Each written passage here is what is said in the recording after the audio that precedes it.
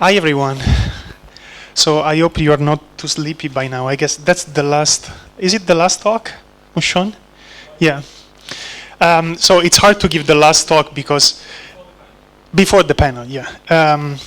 So it's hard to give the last talk because some of the things that I had in my presentation have been stated by several other people. So I've been trying to change a few things on the fly.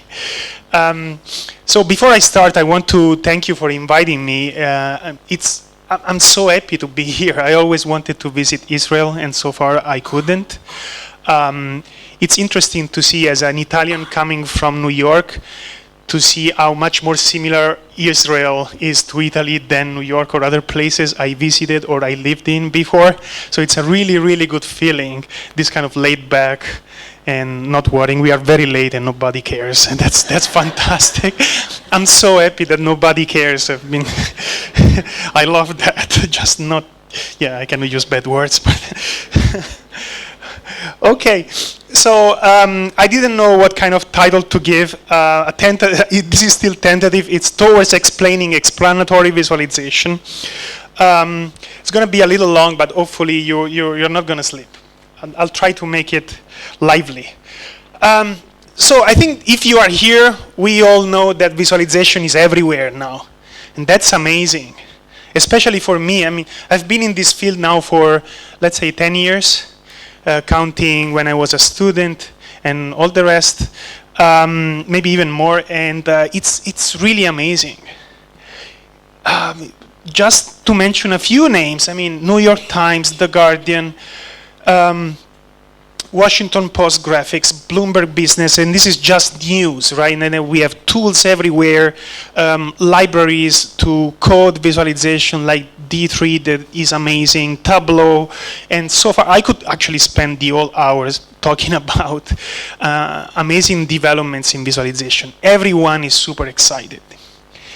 And it's been an amazing journey so far, at least for me, because so when I started this, I literally had to search for someone who even knew what the term information visualization meant.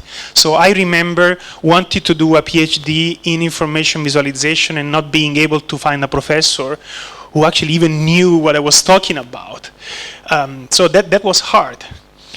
Does anyone know this strange guy?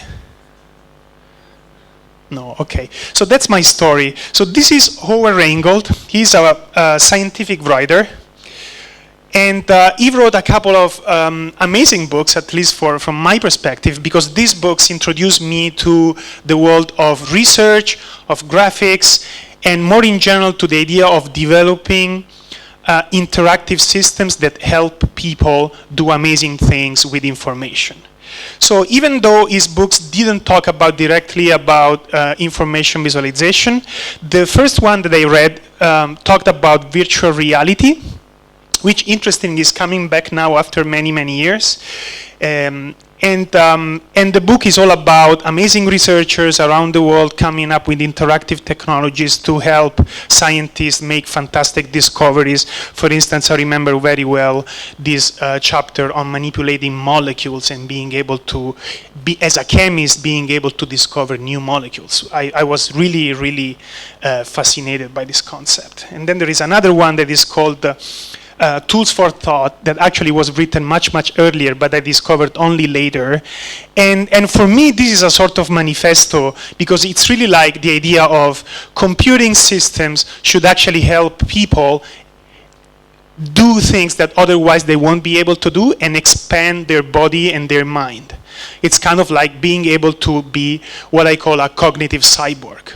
So we are literally becoming cyborgs with existing technology, even if we don't know it. So for instance, being able to use a visualization tool and look into million data points and making sense of it, we now kind of like taking for granted, but it's amazing.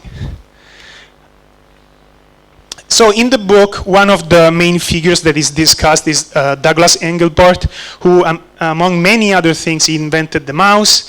And there is sort of manifesto that is called Augmenting Human Intellect, a conceptual framework, a whole framework about exactly what I was saying before. How do we expand our minds and our bodies with technology? And then there is another guy that is described in this book. His name is Frederick Brooks. He's actually a software engineer and also a leading expert in computer graphics. And he wrote this very influential paper called The Computer Scientist as a Toolsmith. That was very influential, at least in the community of computer graphics, where he's basically arguing about the idea that what he calls AI is, IA is bigger than AI. So intelligence amplification is more important than artificial intelligence. So he was criticizing the idea that computer scientists spend so much time trying to let machines do what humans will always do best, rather than trying to use machines to enhance what we are doing. And it's a very provocative kind of statement and very well argued. And I really like this figure is coming from his paper, and it's communication. The hardest part is the last 4 inches, which I find really interesting also in the area of, as a way to describe what happens with visualization. We have information that travels very fast all around the world, but in reality, the hardest part is only a few inches. And we've kind of like been discussing some of that already today. And then this book came, and for me was a revelation. When I found this book, it was like, I want to do that. That's the only thing I want to do. And it's Readings in Information Visualization from Stuart Carr, Jock McKinley, and Ben Schneiderman that you might actually have heard before. And they define information visualization as the use of computer-supported, interactive visual representations of abstract data to amplify cognition. So what is important here is that it's computer supported, and that's one of the aspects that makes this thing new. Interactive is not just static pictures, and it's a visual representation of abstract data. So abstract data means that it's not only data that has a somewhat obvious visual representation, it's data where you have to think about what's the most effective visual representation for something that is abstract. So that's a very important and crucial problem in information visualization. And what is really important is that the goal, at least for these guys in this book, is to amplify cognition. And I think what I want you to reflect about is that when we give a definition like this, then we have to translate this definition in metrics and ways to actually measure that. So how do we actually measure how to amplify cognition, and how can we actually say that visualization A amplifies cognitions more than visualization B? So this is a pending question that I don't see discussed here, and I don't see discussed in many other venues, and that's the kind of question that I always get from my colleagues. They come to me and say, hey, look, in my field, I know how to measure that. How do you measure visualization? And I'm like, yeah, there are a few techniques here, there, and it's a long, long answer, right? And it's not convincing. So a large part of my research is about using visualization for analytical purposes, and somebody calls that visual analytics. So I want to give you a couple of examples of these systems and then throw this thing away because my talk is about communication with visualization. But I want to give you a little bit of flavor of what I'm doing on this other part of my research. Where is it? Here. I hope you bear with me. Where is it? Clear. Sorry, I didn't prepare the right one. Clear. Okay. So this is a visualization system that we developed a few years back, I think 6 or 7 years ago. Sorry, I cannot resize here. Okay. Is it resizing? Is it resizing? Yes. Okay, so how do you read that? So the idea here is to visualize flow data. What is flow data? It's something that is flowing from one region of the world to another region of the world, plus the problem of seeing how these flows change in time. So this is a very difficult problem because you have location, measures, relationships between these locations, and these relationships change in time, and also the quantities that are flowing between these locations is changing in time. So very complicated. So I'm not claiming that we solved this problem entirely, but one attempt is this system that is called Flow Straits that actually tries to help people explore this kind of data. How do you read that? So here you have the entire world. It's actually now zoomed in, but it's the entire world originally. And you have all the different regions. And if, so let me click on that. So if a flow is going from one region to another of the world, there is a line that is connecting through this heat map. I'm going to explain in a moment what it is. And back to the destinations that now you cannot see because I have to zoom out. Okay, Egypt. Okay, how do you read this heat map in the middle? Every row here in this heat map is one single connection between one country of origin and one country of destination. So here, for instance, is between Germany and Poland. And the line that you see here with red dots, the color is proportional to the amount that is flowing for that year between those two countries. Is it clear? Good. Origin, destination. I'll tell you in a moment what it is. Okay, in this case, it's money, and it's 8 data, but the tool has been built to be generic. So you can load any data set that has this structure. And we did, in fact, originally use it in a project with the United Nations to understand how refugees move from one region to another of the world. But I use 8 data because it's more engaging in the talk. So what can you do with this tool? Well, you can do 2 things. You can start from the heat map, search for interesting patterns, and see where they happen. So you start from the what, and you want to see where these things happen. So there are different ways of sorting this heat map, by average, by maximum value. So typically in the demo that I give, I sort by maximum value. So this means that these rows at the top are the maximum values in the old data set. What is interesting here is that these dots are very intermittent compared to other connections. So this one is very steady, for instance, but here the top ones are all very intermittent. If you zoom in, you realize that all of them are from International Monetary Fund. So the International Monetary Fund sends money to Mexico in 1983, then 1986, 1989. Same thing with Brazil, different years. Same things with Argentina, same thing with Korea, and so on. So why does International Monetary Fund look like that and it's different from the others? Well, basically because the International Monetary Fund sends money only when there is a financial crisis, and you can actually check, and this year correspond to financial crisis in these countries. Of course, you want to do the opposite as well. So for instance, the one that I have always prepared is from the US, but I'm going to show Israel as well in a moment. So I can click on the US and see what are the major destinations. So who is the United States donating to? So now we have all the United States here at the top. And we have that the top one is Iraq. Then we have some bilateral agreement. Then we have Egypt. Then we have Kuwait only around 1994, and so on. So let's see Israel. I didn't check, actually. Israel is here. I have to remove United States. Okay, so who's the top one? You can see the top one. Who's the second one?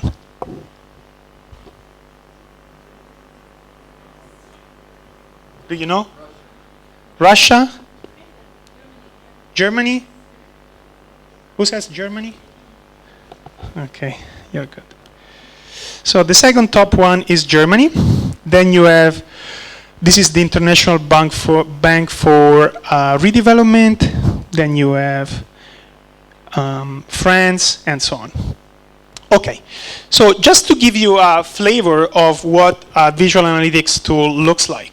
It's basically a way to interact with data so that you can make sense of it and answer some of the questions that come into your mind. So typically, well, not typically, sometimes you already start with a question, some other times you start with exploration, you have new questions and you need the tool to adapt to your new questions. So it needs to be a tool that supports your question, and the main goal is the generation of new knowledge that was not present in your mind before. Let me skip the next one. So in my slides, I have something similar to what Robert has in his slide. And I also think that it's really important to distinguish between analysis and presentation. I'm not claiming that analysis and presentation don't share some characteristics and that they are very, very clearly divided. But I think I found during the last years that clarifying the fact that there is a part of visualization that is mostly about analysis and a part of visualization that is mostly about presentation is a very useful framing for visualization. So here I put some verbs just to characterize analysis and presentation. So in analysis, typically you want to explore, you want to discover something, make sense of something, familiarize with data. This is very important. Lots of people come to me and say, hey, look, I have this huge data set and I have no idea what is there. I just want to look into it. I don't know what it contains. I get a sense that it's interesting to look into it, but I have no idea how to do it. And often this kind of system generate new questions rather than answers. So exploratory visual systems actually lead to a lot of new questions, and that's one of the main powers of these systems. On the presentation side, typically you already have a message that you want to convey. And the goal is to convey this message in a way that you can explain things, elucidate things, enlighten, engage, persuade, and so on. So, for instance, visualizations like this one published by New York Times that are pretty advanced, these one are about elections. They try to explain, elucidate what is happening during the elections, okay? So provided that you know how to read that, you can understand a lot about what is going on in the American elections. But the problem I see is that data visualization is not a neutral medium.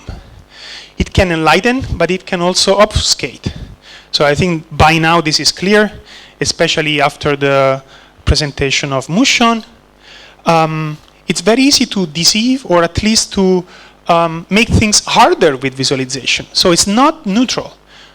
And that's the reason why you have to be careful how you use it. So let me give you a few examples. So this one, I took this one from Junk Charts, who is a website that collects junk charts.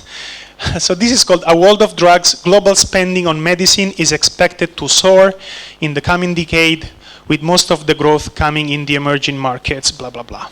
So the blue one is the US, the yellow-green one is Europe, dark one is Japan, emerging markets, and rest of the world.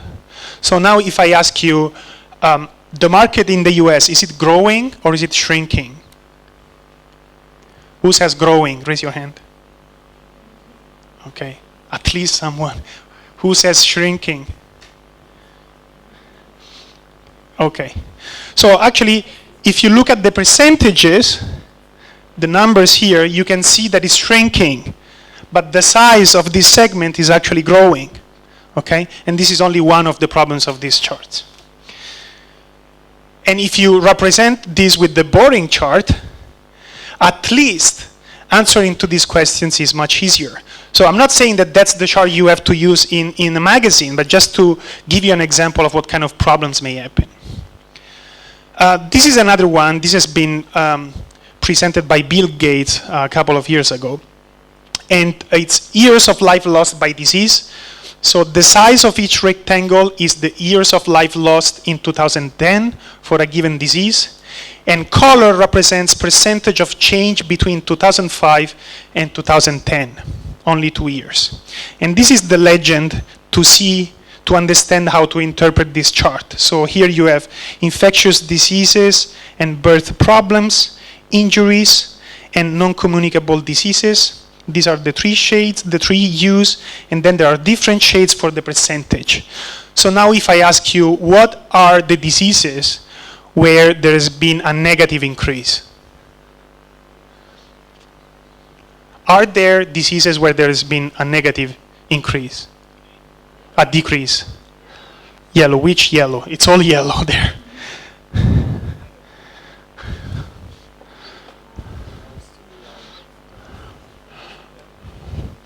Are you sure? And if I ask you which one has the biggest and lowest years of life lost?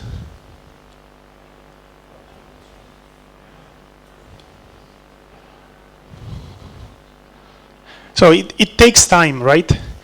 And it's not just a matter of time. So what I normally do, I present this thing in class, and I ask, after this question, I ask, how confident are you of your answer?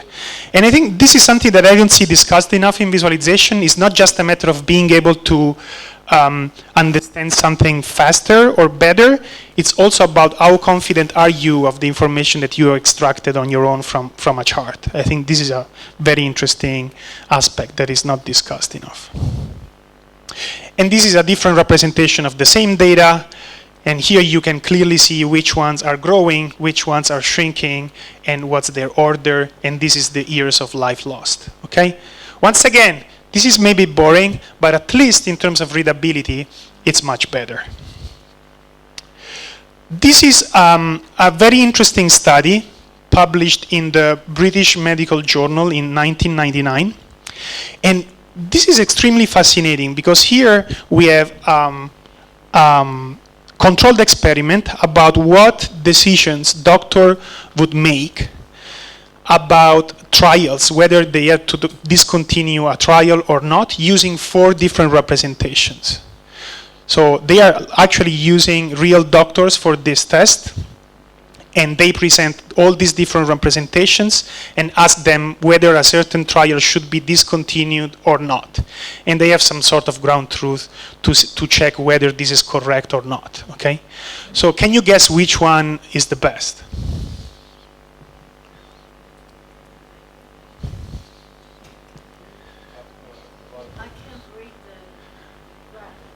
Yeah.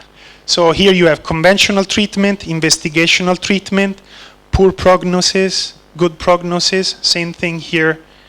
And this is response, and this is fail. Yeah. Bottom right? Bottom right? Yes, it is bottom right. But this shows that if you use exactly the same data, but you represent it in different ways, you can actually have a very strong impact on decisions that are really, really important. There is another amazing study that I didn't put in the presentation, again in the medical domain, where doctors have to identify specific conditions within the art. And it actually shows that if you use the right color map and visual representation, the correctness of the results has a big, big jump, a big, big boost. And then there are some that are really plain wrong, like this one, okay? It just doesn't add up.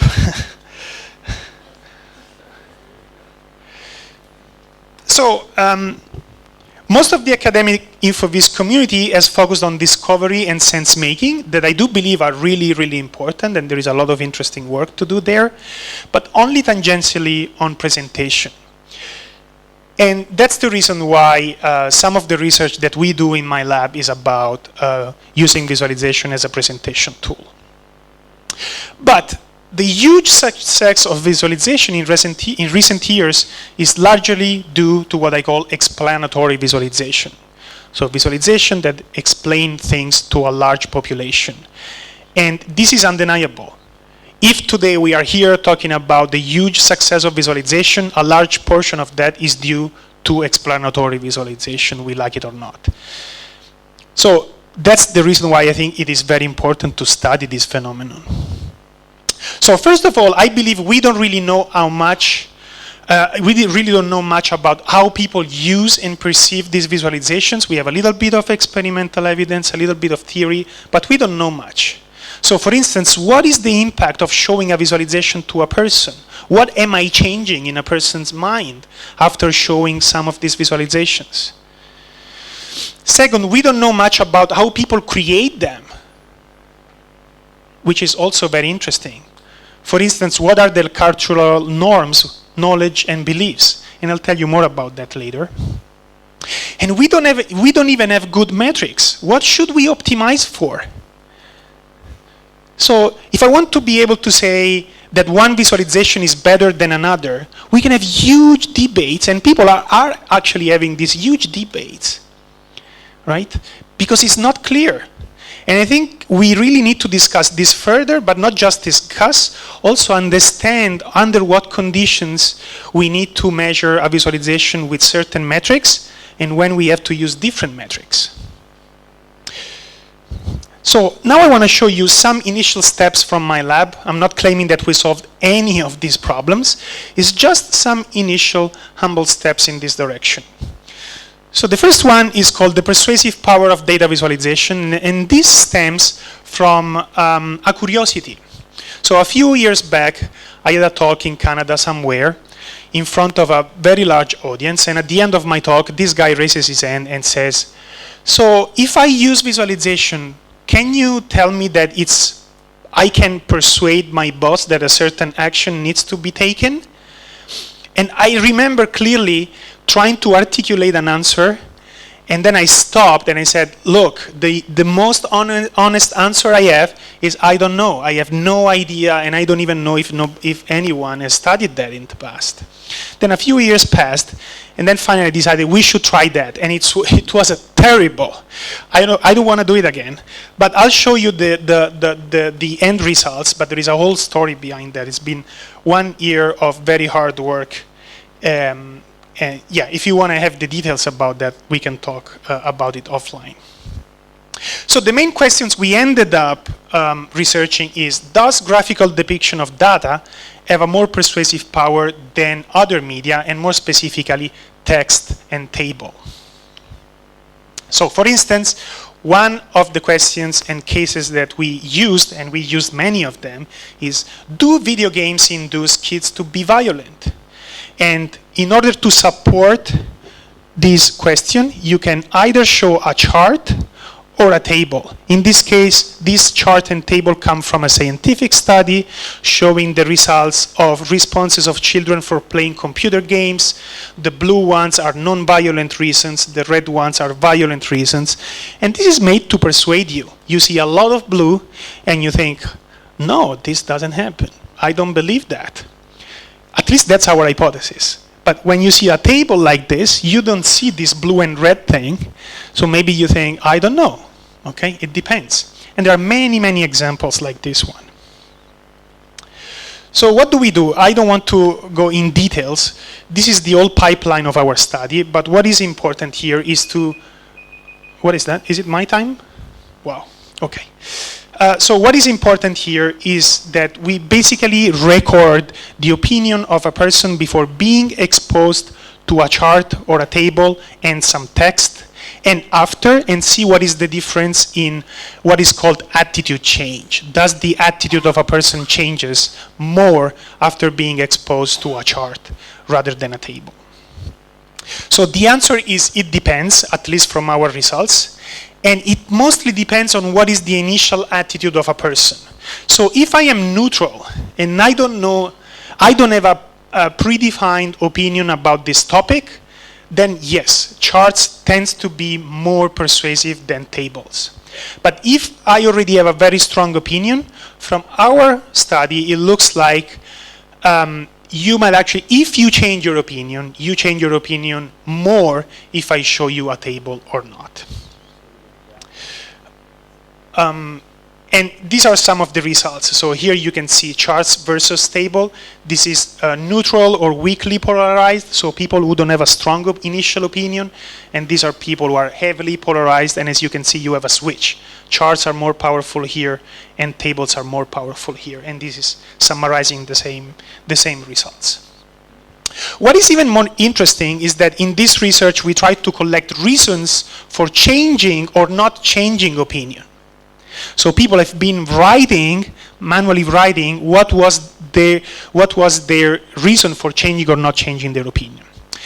So some of the top reasons for not changing opinion, we classified them in a number of classes. The first one is skepticism about data and source.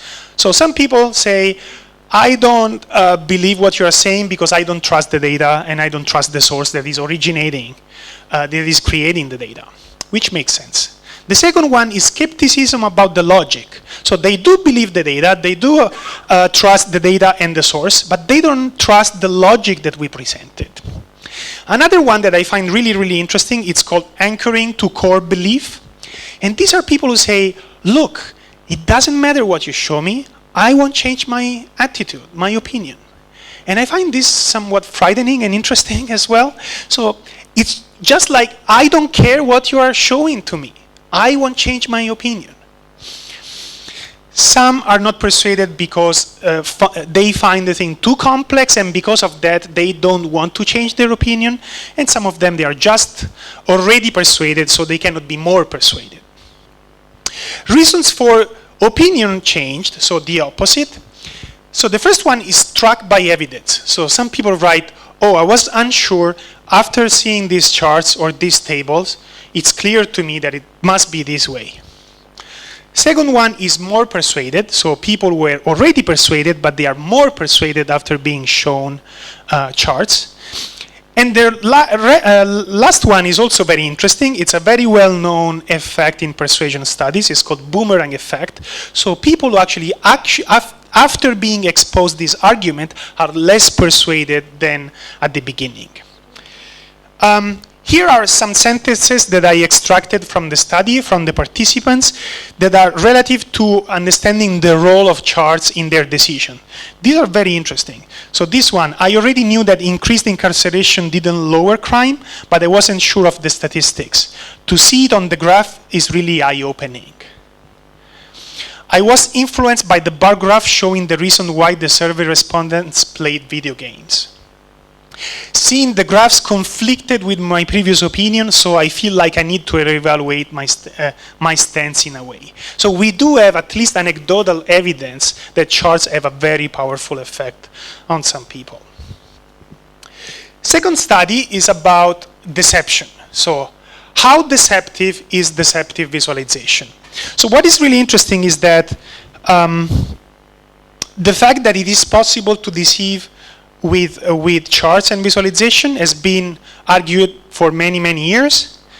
But it's surprising to see that there were no studies checking whether this is true and to what extent. So we tried to run a study to see, does this happen in reality, and does this happen under certain conditions? So we wanted to move first steps towards better understanding what happens in practice. So we collected a number of deceptive visualizations to actually show that this happens in reality. So this, for instance, is gun death in Florida, and the y-axis is flipped. So this is not increasing, it's actually decreasing, and so on. This is the famous truncated axis. So this difference looks really big, but in reality is really short. Same thing here. Here, bubbles have been used using area size rather than radius size rather than area size. So there are lots of very well-established techniques. So we classified a number of deception techniques. So this one, as I said, is truncated axis. This is using quantity as an area versus quantity as a radius. This is using the aspect ratio of the chart to have a steeper or flatter curve, and this is the inverted axis. I'll skip that. So what happens is that, yes, deceptive charts are actually deceptive. Here you see the summary of that. These are line charts. This is the deceptive version, and this is the not deceptive version. The same thing for the bubble chart, for the bar charts, and this is for the flipped axis, and they seem to be almost equally deceptive. This one is a little bit more deceptive than the others. One thing that we tried to do is to see whether there is a correlation between the deception effect and some personal trait, like education, visual ability, chart familiarity, and a thing that is called need for cognition. And we didn't find any correlation. This, of course, doesn't mean that it doesn't exist. It just means that we didn't find it. How much time do I have? Done? So let me conclude with a few questions then. Okay, so let me conclude with a few final thoughts and questions. So the first one is, why do some people create bad or suboptimal charts? So I don't have an answer to that, but I think it's an interesting question, and I would like to discuss that. So what I see is that there are a lot of people out there who are very knowledgeable about visualization. They are very open to criticizing people that create bad charts, but I don't see an effort in understanding why this happens, because there are many potential reasons, and I think it is very important to understand why this happens.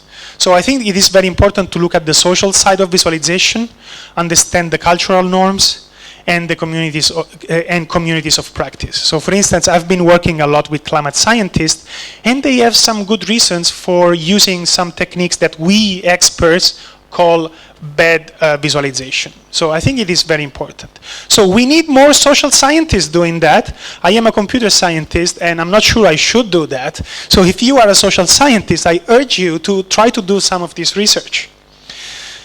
So then how do we teach how to do proper visualization? And I think this is a very important question to pose here, both for students and for teachers. I am a teacher myself, and what I can tell you is that lectures don't work. It's really, I mean, I've been teaching visualization for a few years now, and it just doesn't work. And I think in a way, engineers can learn something from designers, because my guess is that designers and design schools have learned that many, many years back. So I want to learn something from you. How do you actually teach design? Because this is not happening very well in my class. So everything changes when I start sitting next to my students and saying, this doesn't work, this works, change this, that, change this there, and this works. But lecturing people, no, it doesn't work. I don't know why. I try every year and it doesn't work. Or maybe I'm just bad at presenting. I don't know. That might actually be the culprit. Then what is proper visualization? This is connected to what I was saying at the beginning. What should we maximize for? So on one side we have engagement, aesthetics, memorability, and on the other side we have readability, effectiveness, knowledge transfer, etc. Is it always a tension between these two things, or it is possible to find a compromise between these two things? Or even solutions that actually satisfy both engagement, aesthetics, and the rest, and readability, effectiveness, and the rest? I personally believe we should strive almost all the time to get the best out of these two sides. But of course, that's hard. That's very hard. So there is a very interesting article from the Functional Art blog. This is Alberto Cairo's blog about redesigning a circular timeline, and there was a huge debate about whether who was against and who was for a circular visualization that he redesigned. This is the original visualization, and this is his redesign. And there has been a really, really long debate about which is best, and Alberto arguing that this is much easier to read, so this one is the best point, okay? And I see this discussion happening all the time, but I'm kind of tired of seeing this discussion. I think we should try to find some solutions there, and I don't know exactly where the solution is. Personally, I believe that we shouldn't compromise on readability. So I read, Ronnie said, where is Ronnie? Ronnie said, I don't do stuff that is not readable, and I really like that. This is hugely important, especially for people with a design background. I can tell you, so people who don't have a design background and are expert in visualization, they hate designers who actually come up with a pretty thing that is not readable, okay? So I don't know if you care, but if you do care, this is what is happening. Okay, so readability is very, very important. I can tell you what is the opposite side of the coin. Engineers are terrible in making things pretty, right? So we have a lot to learn, and I don't know how to teach that in my class. Some people are naturally gifted and create beautiful interfaces and visualizations, and some others are terrible. It doesn't matter what I tell to them. They're just terrible. They don't have it. Last one, do people actually read this stuff? So we don't know if people actually use these visualizations in the New York Times, Washington Post, and the rest. When I know some of them, I go to New York Times and I ask, do you know if they read it? And they say, I don't know. I think this is a little crazy. We should start knowing what people do with these visualizations.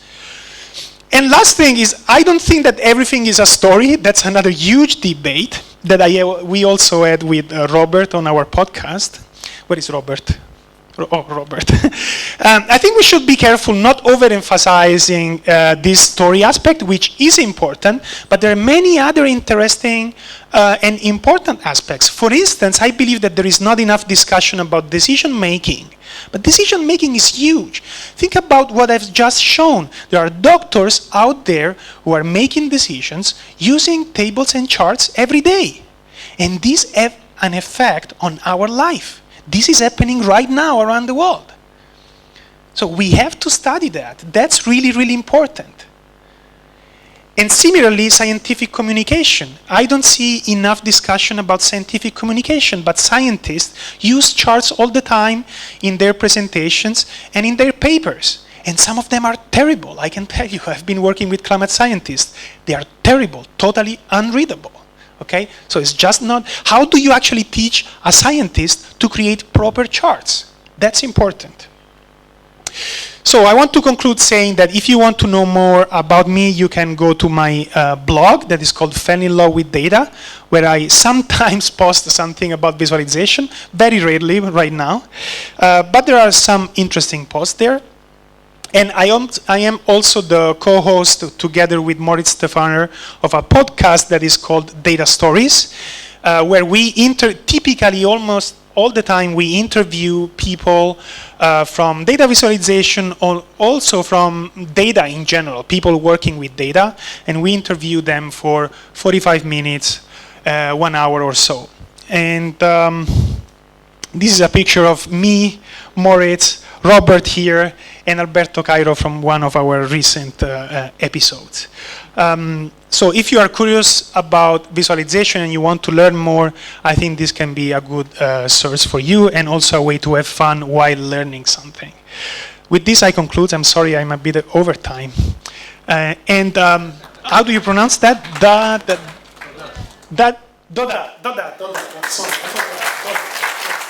Scientists quite a lot. I understand that, one, they make mistakes just because they don't know better. But what is really interesting is that once they understand that you can give good tips to them and you show them what's the proper way, or at least a better way, they love it. Okay? So I think there is a lot of value in educating people on how to do this properly, especially I think in the area of science. I think scientists are open to doing that because they see a lot of value in communicating science much better. That's one side. The other side is what we call visualization literacy. So help people learn how to read charts. And that's another problem, right? But my feeling, I am very optimistic.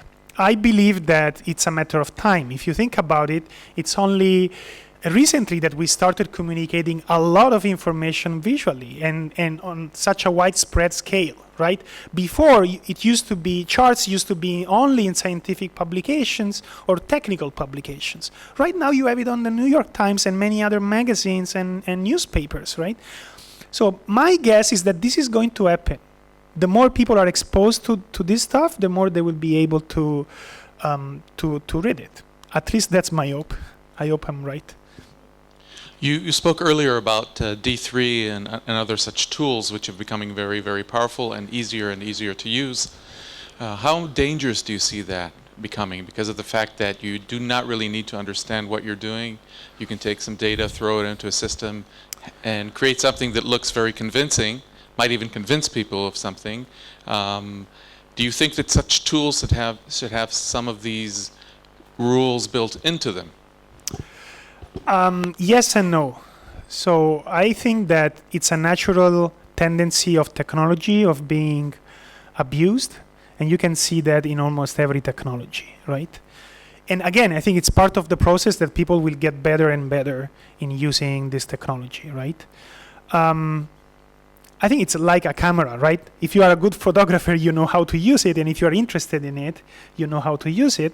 If you're not, should we actually have all the presets done or not? I think it depends, right? That said, I think there are some people out there who believe that tools like Excel created a lot of problems because Excel is everywhere and the defaults are honestly terrible, right? So yeah, that's the reason why I believe yes and no. I do believe that tools that are widespread, that a lot of people use and do have very bad defaults might actually do harm. But this is disappearing thanks to competition. So I think as we progress towards, I mean, there are many more tools out there, and I think either these tools get better, or they will be, or people will start using different tools, right? So at least that's my hope again. So, Enrico, thank you for a great talk. So in psychology, I know that there's some observations that it's only recently where we started communicating probabilities. And there's an argument about whether we are programmed to understand probabilities or better programmed to understand relative frequencies. And so there's an argument of, well, maybe we should train physicians and others to think about probabilities, to communicate. And so I'm wondering about your previous comment, whether the same, if we train people to think about uncertainties, is it going to be a similar training to think about visualizations, to make them, to trust them, to understand them, and so on? Yeah, I think one thing that I forgot to mention is that in reality, doing proper visualization is not just being able to represent things correctly, it's also understanding data in general. So I think there is more of a data literacy problem that we need to solve there. There are lots of visualizations out there who are bad because of the data that is behind that rather than the way it's represented. So yes, I think there is a bigger problem there.